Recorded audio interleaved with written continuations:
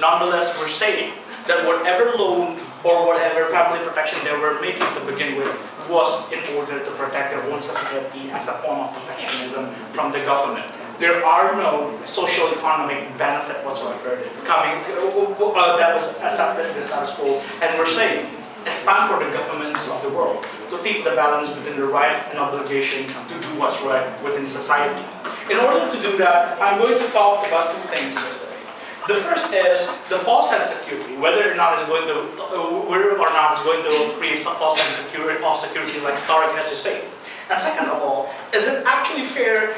Is it actually fair in the status quo, or whether or not there are enough right and obligation calculus in the idea of social contract? Basically, that's what opposition was disagreeing in this debate. Okay, before that, okay. So the first idea was false sense of security, right? So basically, people want to go go outside the country because their pay is bad, not enough protection, and so on and so forth. And we're saying that it is the cost of immigration here. Now, what happens when this proposal is happening is that first, people is going to tend to go to the countries that have better social and economic rights protection, right? So they're going to absorb more labor. But this is going to cause a competition with another country to open the same right equilibrium to absorb the market that they so need. This is why in China people goes away from their country because the labor conditions is indeed that bad. Now the question is, how is this going to revolutionize the world? First is that you're going to change the race to the bottom that was existing in the status quo. Because when a country grants this particular right, all other countries is going to follow suit in order to maintain the capacity to absorb labor that they want to begin with. But second of all, this is going to correct the quality of life, and at some point it's going to sustain the migrants in itself to be trapped in the race to the bottom, getting paid lower and lower. That was happening and problematic at the status quo.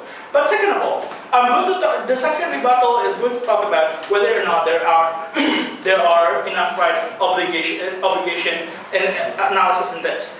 Opening opposition says that no, their nations have done enough. The way they're saying it is by two things. The first is that there are inherent basic right enactments, like how German schools are, people are loaning money in German schools. By the way, if you happen to read, and I know Satu knows, schools in Germany are free to begin with. So like, I don't understand why giving a student loan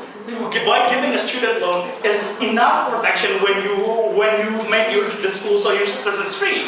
But second of all, was the idea of family protection that we were talking about, right? The reason why the United States give green cards in this example was to make sure that any person that's marrying a United States citizen is accountable towards United States law, in which in itself, all of this protection that they were talking about was actually not a protection towards the migrants, ladies and gentlemen. It is a protection towards the citizens of the country. And they're saying, at a second later, that there are,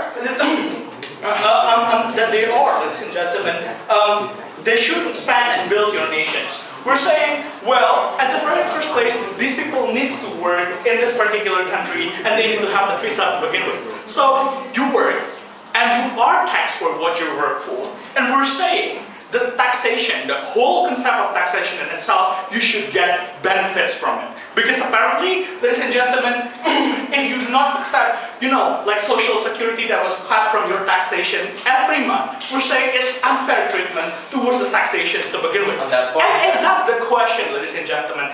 Countries should never tax the immigrant to begin with. But as a matter of fact, they do tax them. But second of all, they say that they do not spend the money in the countries. They remit it back. Well, if you have ever happened to remit money to foreign countries, you will get taxed for remitting money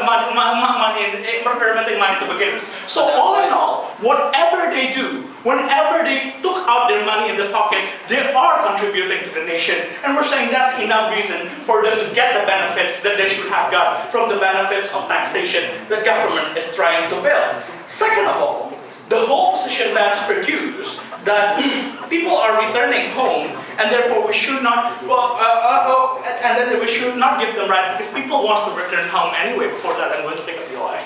Okay, so over there. already have, and the migrants. Because if they are able to pay tax, they are able to work, ergo, they are fine in that country.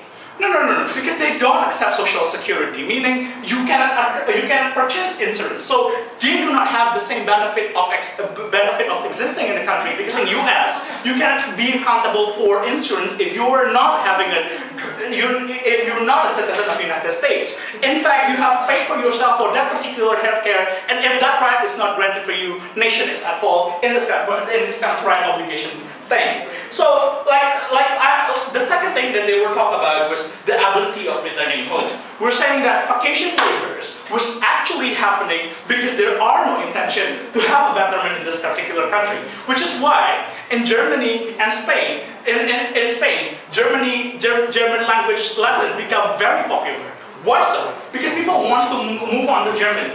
And it has become the biggest fear of Germany when these engineers coming from Spain goes back to their country. Why? Because the vacation labor is going to create a huge diverse gap within the economic and workforce in itself. That is why when you grant them good and enough social security, especially better in their country, it's most likely that it's going to sustain the economy from the much needed migrant worker that we were talking about in this debate. So finally, what have we talked to you about from closing government? We're saying that it's inherently unfair if you tax these people and they do not get the benefits of taxation,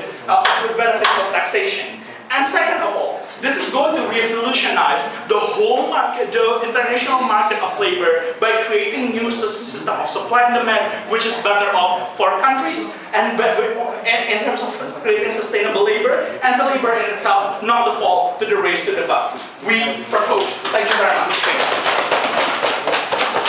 The government will spend time 7 minutes and 21 seconds.